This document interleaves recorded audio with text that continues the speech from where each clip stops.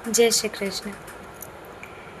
तो मैं अपने जीवन में इतनी बार असफलता देखी हूँ, अपने जीवन की विभिन्न परिस्थितियों में इतनी बार असफलता मैंने देखी है कि अब एक मोमेंट आ गया है जब मैं उस सारी असफलताओं को ना एक्सेप्ट करने लगी।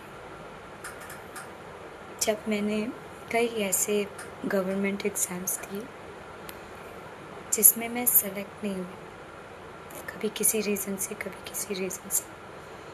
पढ़ाई में कभी कोई प्रॉब्लम नहीं आई, लेकिन जब मैं सिलेक्शन के लिए निकली, एक खोज की तरफ निकली, अपनी उस स्टडी को सक्सेसफुल बनाने के लिए निकली, तो जो एग्ज़ाम में हर साल एग्ज़ाम के रिज़ल्ट्स आते हैं, हर साल फेलियर दे, कभी रिज़ल्ट में अपना रोल नंबर नहीं मिला, तो एक मोमेंट आया जब मैं अपने आप को ही टॉर्चर करने लगी।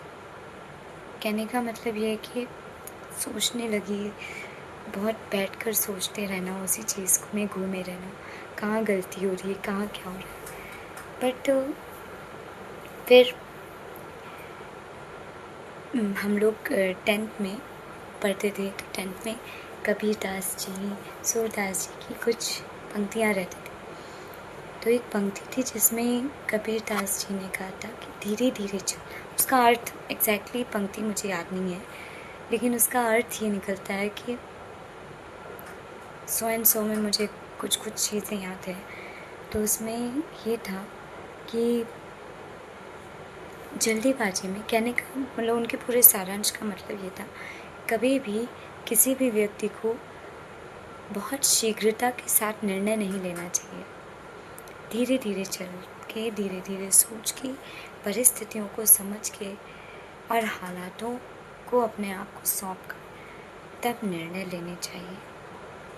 और जब आप हालात को अपने आप को सौंप दोगे, लाइक मैं जब तक उस चीज़ के पीछे भागती रही, अपनी जॉब, अपनी पढ़ाई को सक्सेसफुल बनाने के पीछे भागती रही, फेलियर देखा, पर जब मैंने अपने आप को सरेंडर कर दिया कि शायद जिसके पीछे भाग रही हूँ मैं, गवर्नमेंट एग्ज़ाम के पीछे भाग रही हूँ, तो वो मेरा शायद है ही नहीं।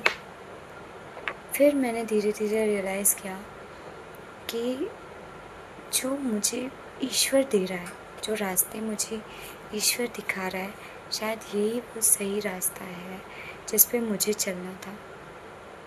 और मैं झूठ मूठ का गलत रास्ते पे जा रही थी, तो ऑब्वियसली फेल होंगी ना।